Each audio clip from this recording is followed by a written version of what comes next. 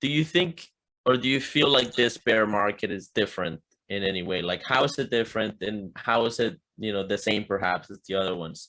But I think that, yeah, how is it different? Let's go with that. Listen, how's it the same? It's the same people were saying, thinking it's the end of the world again. Like they didn't learn their lessons at all. They didn't learn. So it rhymes a lot with the other one. Now, how's it different? Well, I think I said before that I think there's a lot of building still going on. I think last time around, you know, the companies were going out of business and stuff like that. Again, I think there's a lot more. Seems like a lot more bitter people on social media this time. At the same time, I think we have a really, if you don't get triggered by all this outrage and stuff, and there are a lot of people that just have strong hands that have been through 2014 and 18 and are just so calm about it too. But you just need to find them. I mean, people like me, I just went on vacation to Disney World with my family. By the way, Disney World kind of sucks compared to when I was like a kid. It's like, I don't want to go back. Yeah, oh God. Oh, no, this time around, I think there are really if people need to see others lead by example, if people need calming people, there are plenty of those now online too. It's just that we're not very loud. I mean, how loud can I get?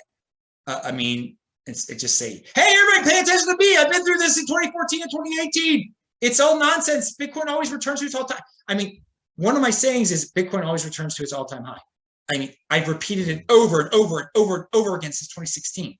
I mean, how many more times can I? Yeah. I mean, but it's out there. There is there's a calming aspect that is out there for people who can find it, and I don't think it was there as much the last time around. Definitely wasn't there in 2014.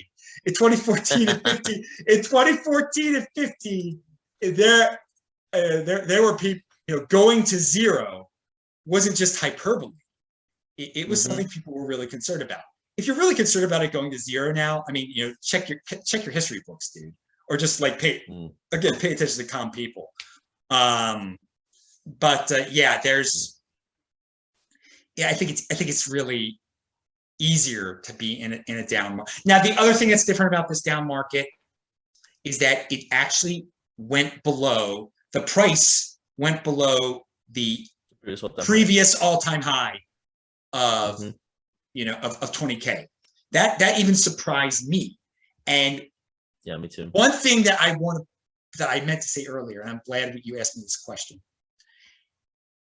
This is a free market. So people are free to lie and exaggerate as much as they want to and create panic as much as they want to. And I think there are a lot of entities that have gone to social media, because Twitter is a good place to start rumors that do filter into. One thing you got to say about the mainstream media now, they're so useless. All they do is they take they're 20-somethings that sit around reading Twitter. They see something salacious and they make a story out of it. Okay. Just like, so you and I were both at the 2021 Bitcoin conference in Miami, 2021. And somebody on Twitter said, everyone you knew there got the virus.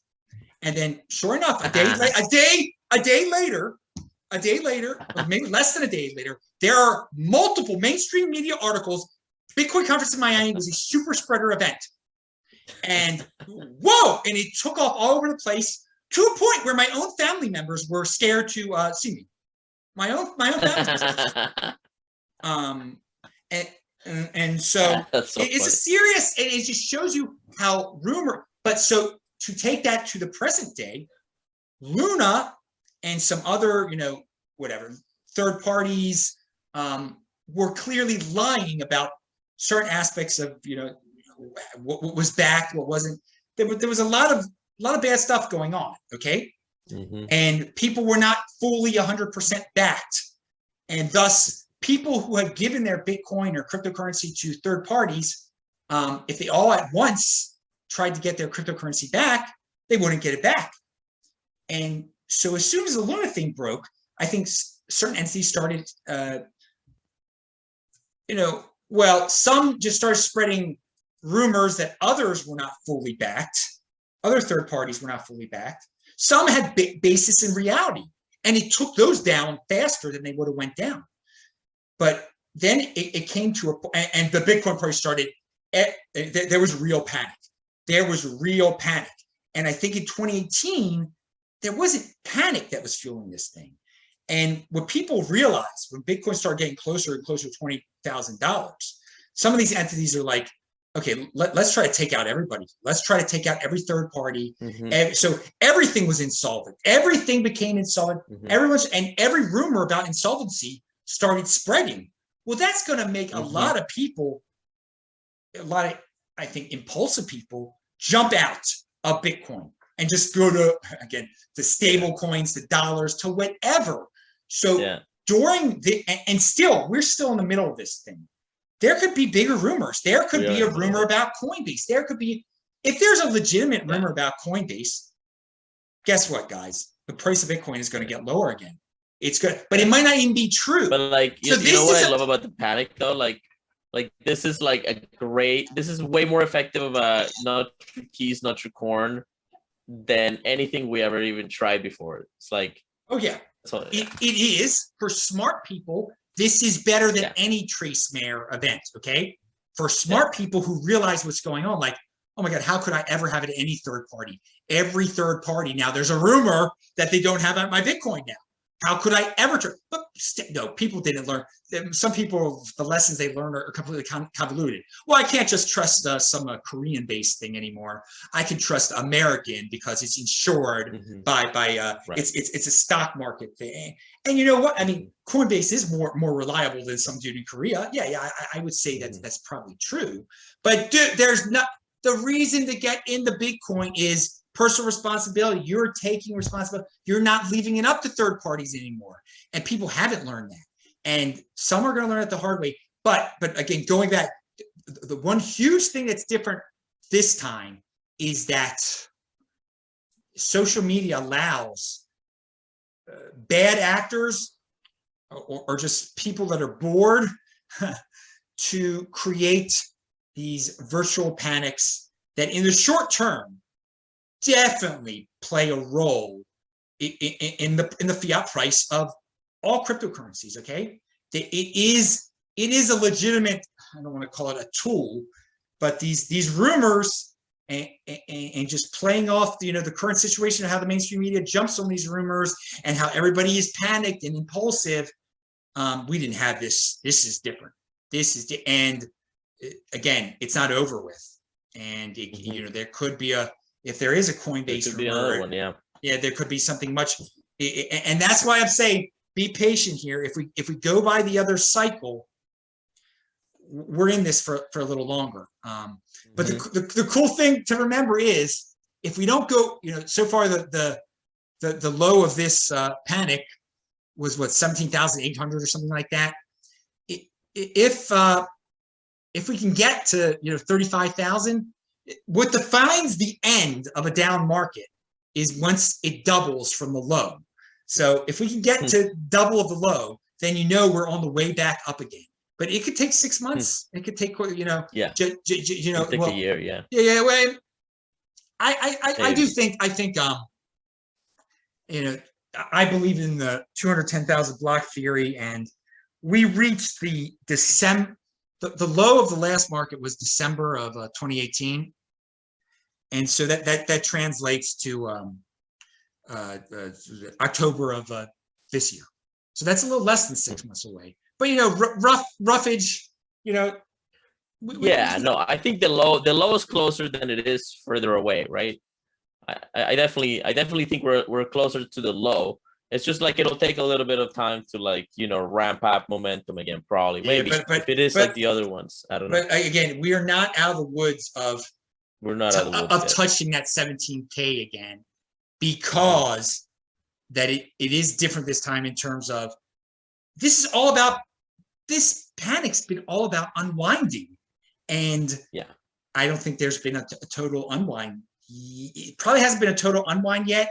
And I think the market, even if there's been a total unwind, and God willing there has been, the market could be easily convinced by a rumor that we're not done the unwind yet. And there could be, so be ready for that, people. But that's a great, I think that's a unique beast answer to what's different this time, is that the, you know, it's all about, or mostly about unwinding this time, and that the power of the rumors of unwinding, and how the rumors can actually set some unwinds in motion. If Coinbase is really cool, and I'm pretty sure Coinbase is cool, you know, unsubstantiated rumors aren't going to cause them to go out of business, but it will cause people to sell Bitcoin. Yeah. Sadly. Yeah, and you know, we gotta teach them is how to take their coins out, because it's a really good opportunity to like take your coins out and even buy more and take more out, right? If there's any coins left in the exchange. I mean, that's the funny thing, right? Like, we're just sort of soaking up the supply. But okay, one more question. Wait, that's a really valid point you just made. There is if you're worried about Bitcoin, it's not like a buy sell type of thing. There's something in between for a lot of people also, and that's move your Bitcoin.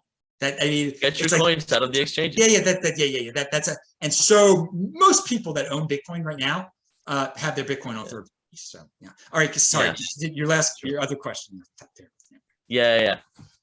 Well, so Max Keiser just came back on the he's back in the game with the Max and Stacy show. Check it out on YouTube. And he has been pointing out and that he's saying that we are just ending a like 40-50 year bond bull market, where you could basically just print money, you know. And it's just like, he said he hasn't worked a day in his life, and you know, it sucks to be us, right? But, and you know, go watch the show, he'll go into details. But then he's saying that we're at the beginning of a secular commodities bull market. I don't know if you follow macro, what that means, but what I understand that means is that commodities, again, oil and like, you know, probably food and stuff, like things are going to, like the actual fundamental resources that society needs are going to get more and more expensive, and that's going to last another 50 years, possibly. Like this is not a temporary thing. How do you see Bitcoin playing in that environment? Because that does seem to me like a paradigm shift. Max Keiser is a doomer. He's always been a doomer. He said he never worked a day in his life. Did he say that? Yeah, he basically said like he did. Yeah.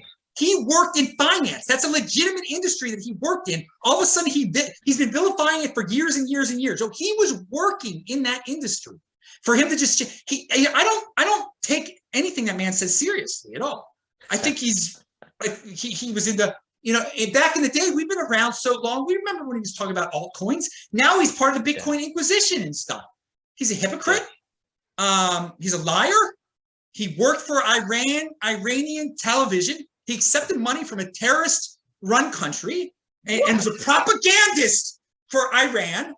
He was a propagandist, and he's free to be a propagandist for Iran. And I'm free to call him out for what he was and what he probably still would take. So he worked a day in his life. He was paid by the mullahs of Iran. That was a job when you're their little cuck. When you're a cuck of Iran, that's a job. So he worked that job. So what he doesn't understand is that technology saves the day, okay? Let people do what they're going to do. We're in an everything bull market. Everything is overvalued.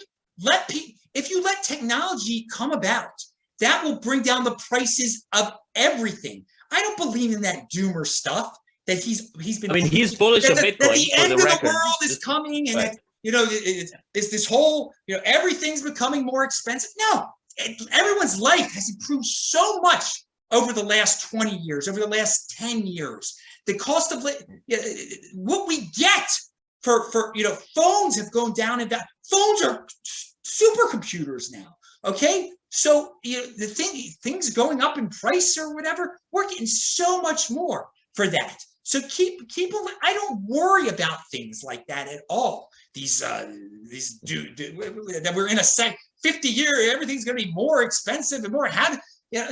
So this is beyond Bitcoin for me. If you just let the Elon Musks of the world keep on coming up with things and don't vilify them for being greedy because they like Dogecoin and that they should be canceled and this, that, and the other, and they didn't, you know, yeah, and if all finance people are bad, and finance people, I have no problem with them. Because of finance people, we got credit cards. Everyone can buy all this nonsense with. Because of finance people, if I needed to get $100,000 right now, I could just go to my credit cards, get these zero loan interest or whatever, because I have personal responsibility, and I have a good credit score and everything. Because of these, I can get 100,000 to buy more Bitcoin all of a sudden from all the credit cards I own. Okay, so these vilification, there's always got to be an enemy for people like Max Keiser. There's always got to be some mysterious they who, and I always want, Max could never really say who those evil people were behind the finance, who those evil people were that, that Iran was paying him to talk about. Why would he be so inclined to work for Iranian state television to talk about these mysterious finance people who've controlled the economy secretly for generations? Who are these lizard people that we should blame all our troubles on? Who are these it's not a real job, finance, these lizard people. Okay, the Rothschild. Who were these Rothschilds? What was different from them and all the other people of Christian Europe? Who are these people we are to blame for everything? Max should just straight up say it. Who these people are.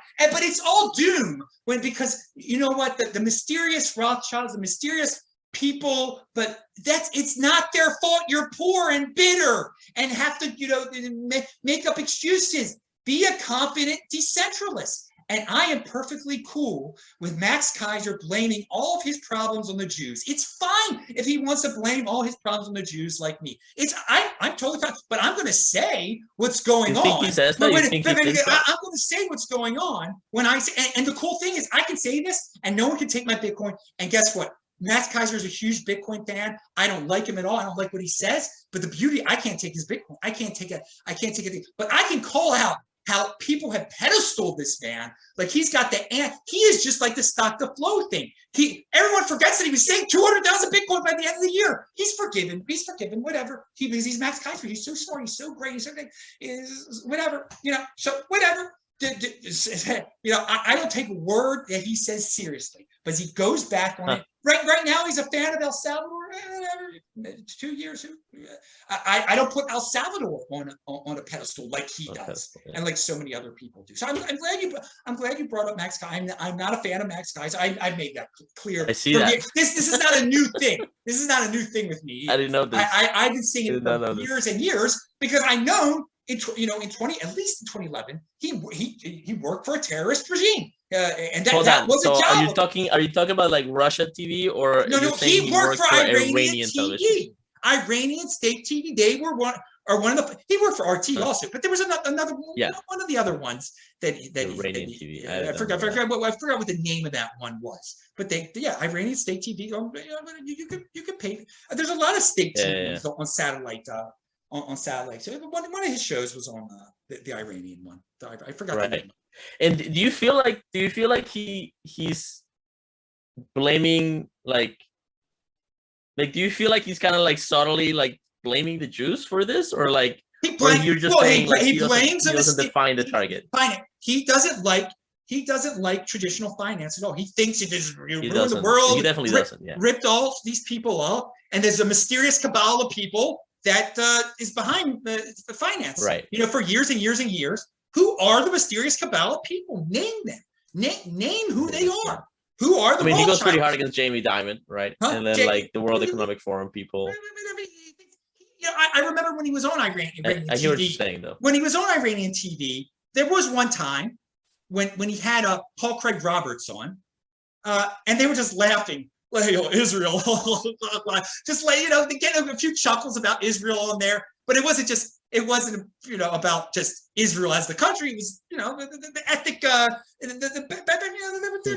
but I mean on Iranian TV this of course accepted. I mean you better be ripping on Israel. That's the main enemy of Iran. Right. But you feel comfortable exaggerating Israel. Israel is such a minor freaking country. in the whole aspect of the world right now. China, United States, they're not minded. Israel influences, it packs a big punch for being a little teeny country. I mean, it's not like it's Uruguay or something like that. And I love Uruguay, but I mean, whatever. But so many people buy into this, making a big deal out of this little country that, again, it does pack way more punch than its population. I mean, there's no doubt about that, and you could discuss that. But some of these people take it at such an insane level, they end up working for Iranian TV. What was it called? Press TV? What was it called? I don't even remember what the heck. I don't know. I'm gonna have to Google it. Look it up on Wikipedia. It's there, and he worked for them. And but there's a lot of people out there. A lot of the doom thing is people unable to take responsibility for their own financial decisions. So they have to, blame mysterious financial cabals, okay, and just finance in general. And and I guess he feels somewhat guilty that he worked in that legitimate industry. He worked in the city of London, right? Is that Yeah, he was a trader. Yeah, probably Wall Street too. To say that he's never had a job in his life. I think so.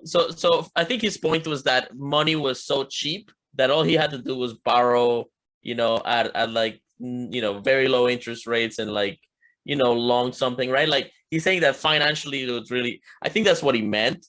But he was also, he's very verbose and, exaggerated, right? Like he's, but. Oh yeah, he's exaggerated. He's wow. He takes it to an extreme. But I think everybody should be seeing this, clear passion that I don't like the man, and that I love that I can't take his Bitcoin, that no one can take his Bitcoin. That is the power of Bitcoin right there. That someone that disagrees with you totally, who works for the mullah, can have Bitcoin, and who makes all sorts of exaggerated proclamations about Bitcoin that all the 80%ers forget.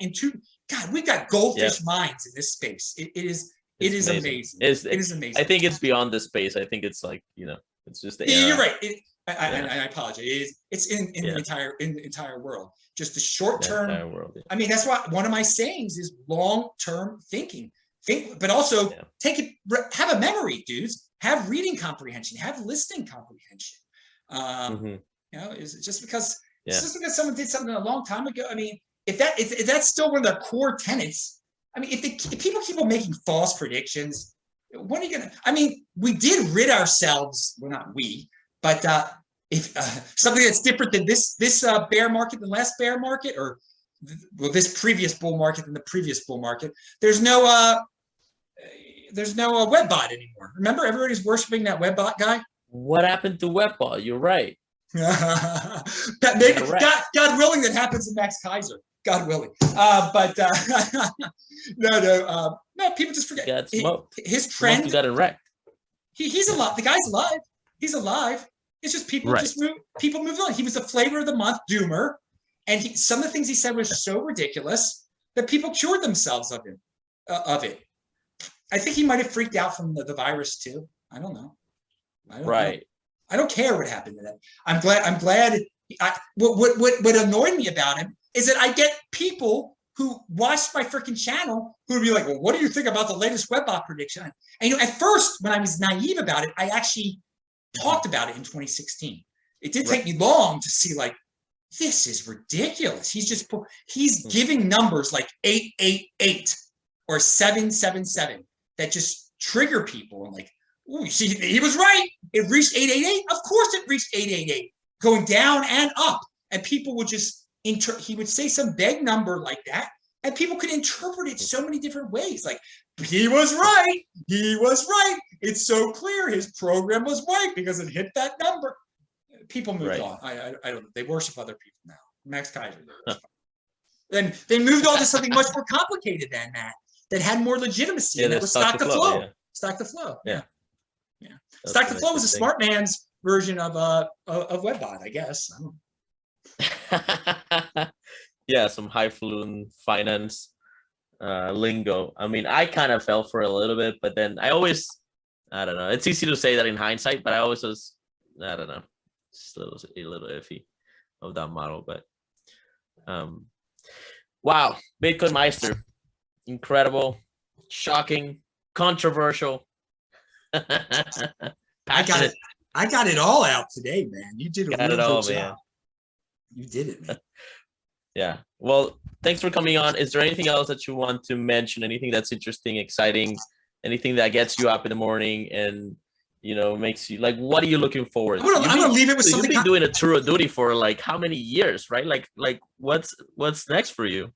You seem to be slowing down in the content. Oh yeah. What's next for me is that it's just people pay me to do shows. That's all. I don't do them out of I was on the street. You were doing it every day for I was doing it every day.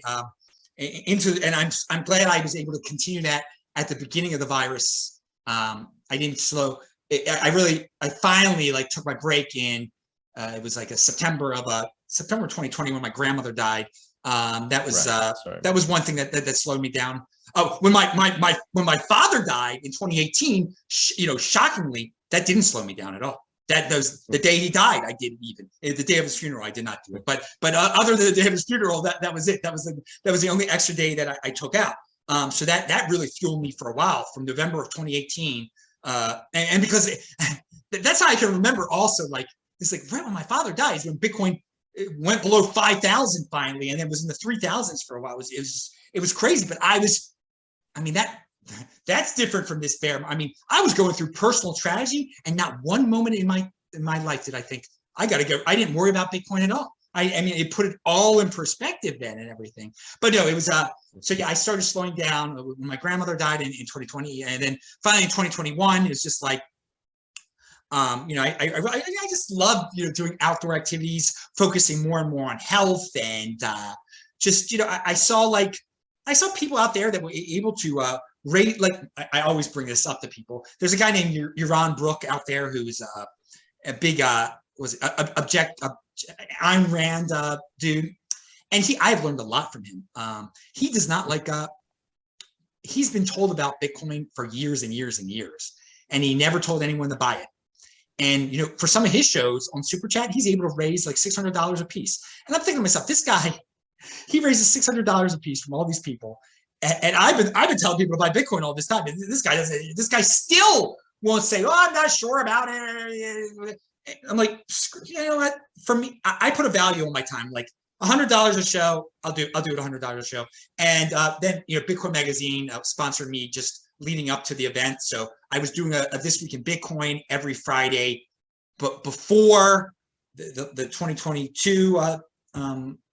But once that expired, before the 2022 Miami event, and if someone wants to, me to promote an event like that, and they pay me enough per show, I'll do it per show. But yeah, but individuals, value what I say. I've had people hand me cash before and say, I want you to do your shows again, and then I do it. But I just like $100. This is whatever. $100 bills are my $1 bills now. Okay, dudes.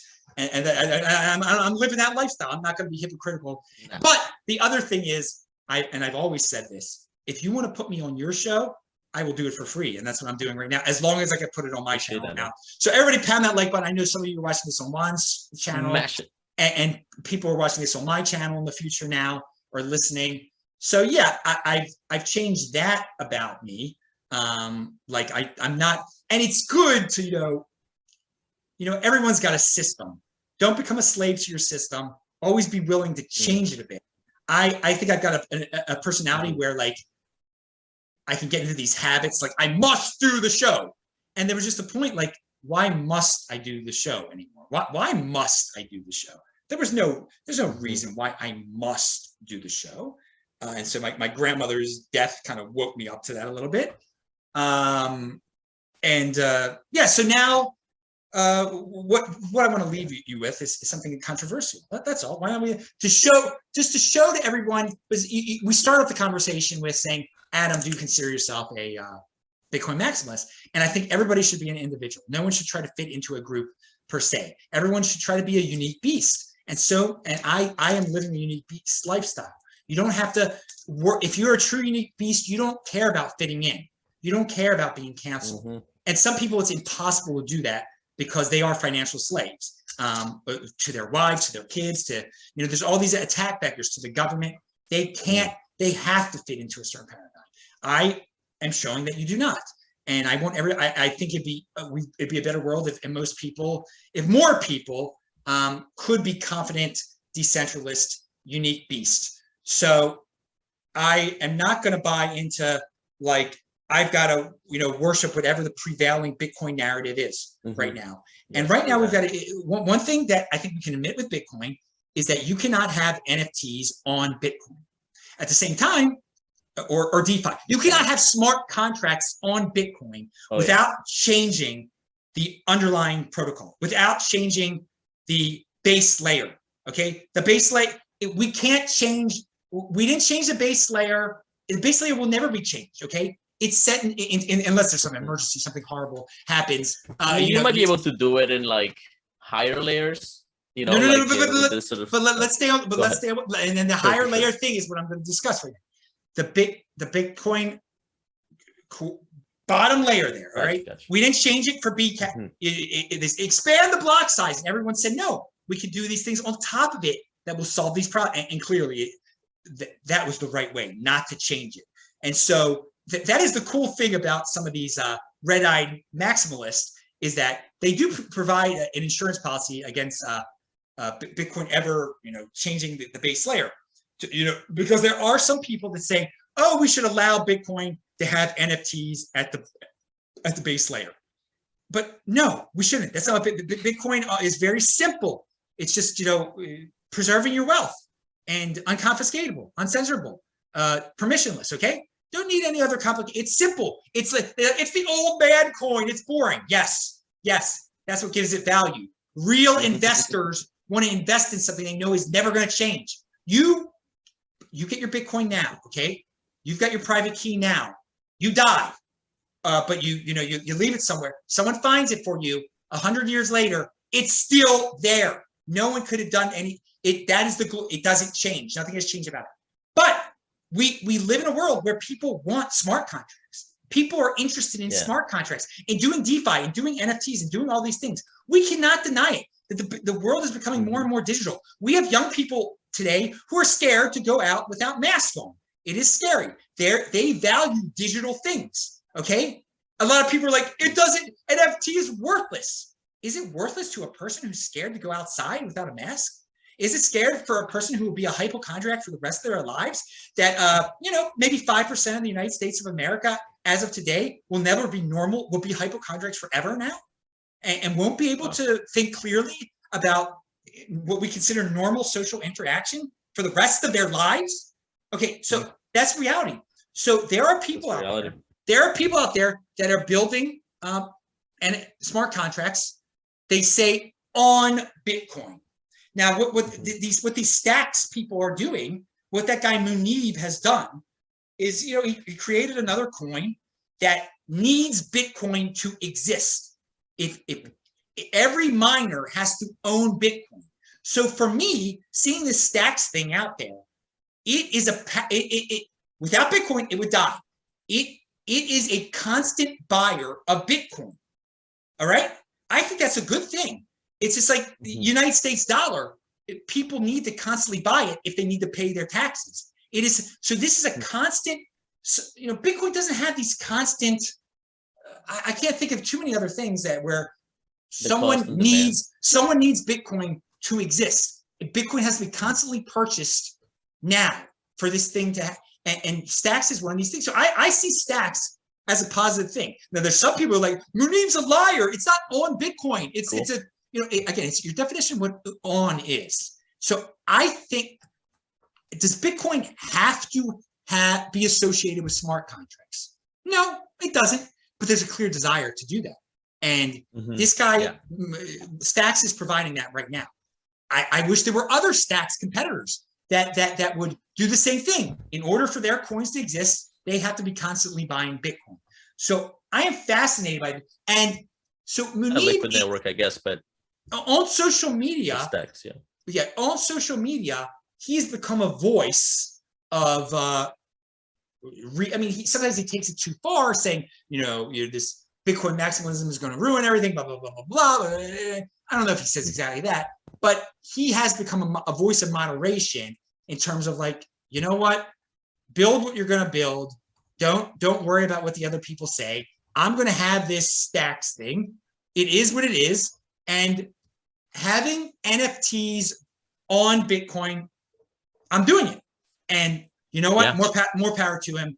I think if people want to do it because they are not messing with, because core Bitcoin is still Bitcoin. Bitcoin is still it's still nothing changed in the base layer. That's awesome. So if people should keep on, this is what creativity and innovation and technology, which I love so much, do. Like if you don't restrict people, if you don't create these environments where you're a villain, if you do XYZ, you're going to come up with things we cannot even imagine right now, which are in the long run good for Bitcoin. And yes, stacks and having NFTs on quote unquote on Bitcoin, it's good for Bitcoin because people are buying Bitcoin in order to enable these other coins or whatever you want to call them. And do what they seem to love to do, which is gamble and buy Ponzi schemes and like, you know. But I want to see, I mean, I've discussed this with you before. I want to see the rare peppies move instead of, some have been moved to Ethereum through that complicated process, to move from counterparty to stacks. I think that would be a great marketing way for these stacks people. So now I think it would be interesting to see. It's just there's not enough demand for, like, the fees are so low on Bitcoin. There's no pressure to move out at all, especially the rare peppers. You have to escrow them. Anyway, that's a whole other conversation. That's interesting. I'm gonna look into stacks because it's been mentioned to me multiple times now, so I'm gonna have to check it out. But yeah, I mean, the frogs are paying the fees right now, so I give Munib a lot of credit for just sticking with his moderation thing, and just like being a man about it and not attacking back. And I think he handles it a lot better than yeah. Well, we always say Bitcoin's for enemies, right? I mean, and maybe the enemies are just going to show up in Bitcoin first, so to speak, right? Like the tensions are going to show up among Bitcoiners, right? Like in that, and we, you know, like we can't have a monoculture, right? Like monocultures probably won't survive with a Bitcoin standard because everybody has this sort of level of independence, right? And let the market decide what on Bitcoin means, because there's just a lot of people that take offense. Like, how can even say this is Lightning is on Bitcoin? This isn't on Bitcoin. Well, I mean, let's just let the market decide. I am not offended at all that people want to do, because there's some people that love their Bitcoin, that want to add value to their Bitcoin by other means, and they don't want to use Ethereum to play around with NFTs. They want to be developer. You know, more developers in the Bitcoin ecosystem, the better. And if they're doing it through stacks indirectly, fine. I don't have a problem. It's not changing what the core of Bitcoin really is. And I think people need to realize, you know, what uncensored. And Bitcoiners don't want that change anyway, right? Like there's just, you know, like there's it's very difficult to program in Bitcoin. I wish it was easier. I wish that the sort of the programming language that's sort of slowly being built on top of Bitcoin Core was functional and ready to build complex stuff now, but it doesn't seem to be. And the reason all these developers seem to love Ethereum and other coins is because they've made it so that a web developer can develop a smart contract. And maybe that's a bad idea. You know, maybe they should have training, but they don't, and it is what it is. And so that's what they're going to do, right? And it is, smart contracts are not going away. No. And so I think there were a lot of people like smart contracts are scams. No, they're not. They just enable the whole different level of technology than, you know, financial technology. Okay, who knows how big it's going to get. So it would be great if Bitcoin somehow had an indirect, and it already does have an indirect hand in this. It can only help Bitcoin if people are saying I'm doing smart contracts on Bitcoin, even though it's through stacks, without changing the base layer of Bitcoin. All right, so that's my final thought of the day. And yeah, if people don't like it, pound that like button. Thanks, man. Thanks for coming on, everybody. The BitcoinMeister, the DisruptMeister. Find them on YouTube and Twitter at TechBalt. TECHBALT. Well, say it again. TECHBALT is TechBalt on Twitter. That's important too, TechBalt on Twitter. because I'm there Right. every day if you miss me. TechBalt on Twitter. All right, thanks, man. Stay on and see you guys on the next one. All right.